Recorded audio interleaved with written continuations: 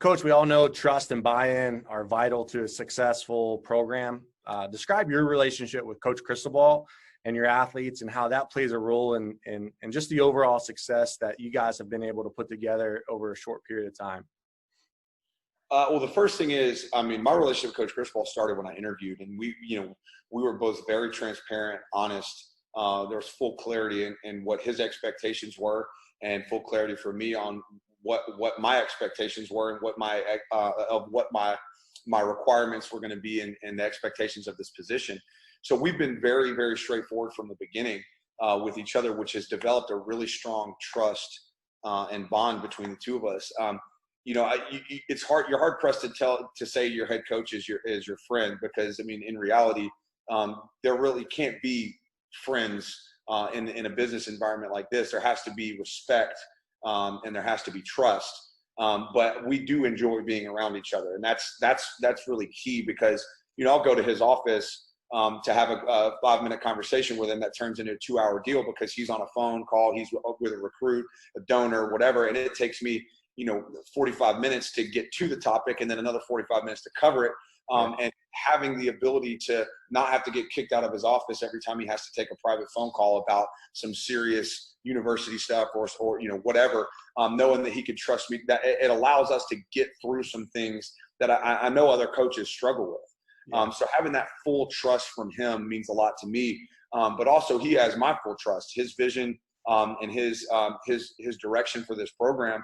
My job is to educate him on the physiological, components of practice. We've got a short prep time right now. So me and him are going toe to toe. We're in a 15-round boxing match right now, trying to structure practice so we don't blow these guys out, but also get enough football done to where we're the most prepared team on game day. And so without the trust and relationship that he and I have, this would be an epic failure, because he'd get exactly what he wants, or what he wants to do without any input from us warning him like, hey, that's going to be too much, or this is going to be a problem. And with his experience at coaching football, he's absolutely going to have them mentally ready for football. But there's a physiological component that we cannot. There is a time crunch here that is not going to allow us to step out of a certain above a certain threshold. And it's not his job to understand that or prepare for that. It's my job and our sports science people's job to understand that, present it to him in a way that he can take and utilize. Because realistically, Coach Cristobal has a much better understanding of strength and conditioning than most coaches I've been around. But it's like my dad owns a computer store, and I have a basic understanding of computers. All right, but that doesn't mean I can build one and program, And so I'm able to talk to him a little bit more in depth and give him the science and show him why. And it helps him and helps us make better decisions for our team. But ultimately, he's going to make the decision, and I'm going to back him up 100% because I trust, even when he goes against some of the recommendations that I give him, he's been doing this for a long time.